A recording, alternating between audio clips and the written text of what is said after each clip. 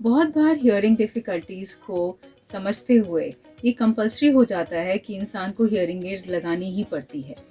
पर ज़्यादातर इंसान ये कोशिश करता है कि अगर एक ही कान में हियरिंग एड लगा ली जाए तो बहुत ही अच्छा। पर क्या ये सही है कि दोनों कान में डिफ़िकल्टीज़ होते हुए एक ही कान में हियरिंग एड्स लगा ली जाए? So today I am here, I am going to answer one of the most common question that people have, that is why are two hearing aids better than one hearing aid? Means दोनों कानों में hearing aids पहनना क्यों better है बजाय एक ही कान में पहनने से? इस क्वेश्चन का मैं आंसर कुछ पार्ट्स में देना चाहूँगी। फर्स्ट आप इमेजिन करिए अपने ब्रेन को जो राइट और लेफ्ट साइड के रिकॉर्डेड डिवाइसेस से कनेक्टेड है। जब हमारे कान से साउंड सिग्नल्स ब्रेन तक ट्रैवल होते हैं तो हमारा दिमाग आवाज़ों की डायरेक्शंस को लोकेट करता है डिपेंडिंग अपॉन कि किस डायरेक्शन से आवाज़ आ रही है। जिस रिकॉर्डेड सिस्टम से साउंड सिग्नल्स रिकॉर्ड होकर ब्रेन तक पहुंचता है तो हमारा ब्रेन ये डिसाइड करता है कि साउंड्स की डायरेक्शन क्या है। डायरेक्शन लोकेट करने के लिए हमारे दोनों कानों का एक साथ काम करना ज़रूरी होता है और उसी के लिए ही दोनों ही कानों में हियरिंग एड्स लगाना भी बहुत ही इम्पॉर्टेंट है। इससे हमारी ऑडिटरी बैलेंसिंग बनती है। ऑडिटरी बैलेंस बनाते बनाते हमारा लोकेशन इम्प्रूव हो जाता है। That is the first benefit of having a hearing aids in both the years.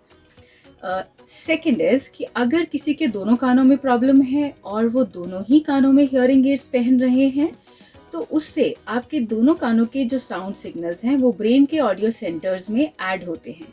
इस एडिशन से, इन साउंड सिग्नल्स के ऐड होने से आपकी साउंड्स की क्वालिटी, आपकी साउंड्स की क्लैरिटी इम्प्रूव हो जाती है। साउंड जब लाउड होती है उसकी ऑडिबिलिटी बढ़ गई तो क्लैरिटी में ऑटोमेटिकली असर आ जाता है। आप स्पीच को बेटर तरीके से अंडरस्टैंड कर पाते हैं, समझ पाते हैं, even in the noisy backgrounds. So this is the second benefit that people have जब वो दोनों ही कानों में hearing aids एक साथ लगाना शुरू करते हैं। जब आपकी स्पीच क्लैरिटी बेटर है, नॉइजी बैकग्राउंड में आप बातचीत अच्छे से समझ पा रहे हैं तो आप दोनों कानों को एक्टिव रखते हुए अपने ब्रेन को भी, अपने ब्रेन के ऑडियो सेंटर्स को इनफैक्ट कंटिन्यूसली एक्टिव बना सकते हैं। अनदर इम्पॉर्टेंट फैक्टर इज जो समझने के लिए है कि अगर दोनों कानों में हियरिंग एड लगानी ज़रूरी है क्योंकि आपके दोनों ही कानों में प्रॉब्लम है और आप एक कान में लगाने का डिसीजन लेते हैं तो आप ये समझिए आप अपने हियरिंग एड वाले ईयर को तो एक्टिव कर रहे हैं बट नॉन एडेड जो अनयूज्ड ईयर है जिसपे ना ही हियरिंग एड लगी है और हियरिंग लॉस भी है तो वो कान एक लेजी ईयर हो जाता है और आपका हियरिंग एड वाले कान के ऊपर सारा बर्डन आ जाता है। That makes the listening even more stressful.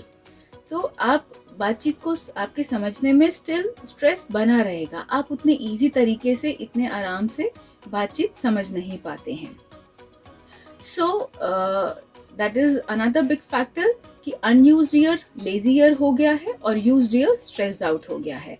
वो बैलेंसिंग और डायरेक्शन और बीइंग लेजी ईयर, ये डिफिकल्टीज आपकी सुनाई जैसी तकलीफ को और ऐड ऑन कर देते हैं, प्रॉब्लम्स को बढ़ा देते हैं। बट इसमें कुछ एक्सेप्शंस भी हैं कि अगर आपके दोनों कानों में प्रॉब्लम है और किसी एक पर्टिकुलर कान जो ऑलमोस्ट डेफ है या डेड है तो उस डेड या डेफ कान में हियरिंग एड लगाने का कोई फ़ायदा नहीं है, जिसका कंफर्मेशन आपके प्रोफेशनल्स, आपके जो हियरिंग प्रोफेशनल्स हैं, audiologist, they will give you in clarity कि आपको किस कान में हियरिंग एड लगाना चाहिए उस सिनारियो में। डेड ईयर्स या डेफ ईयर्स में हियरिंग एड लगाने की ज़रूरत नहीं है, आप अपने बेटर ईयर को ही एडिट करके अपना लिसनिंग को इम्प्रूव कर सकते हैं। But otherwise having both the years together working is always better. दोनों कानों में एक साथ हियरिंग एड पहनना बहुत ज़रूरी है। Thank you.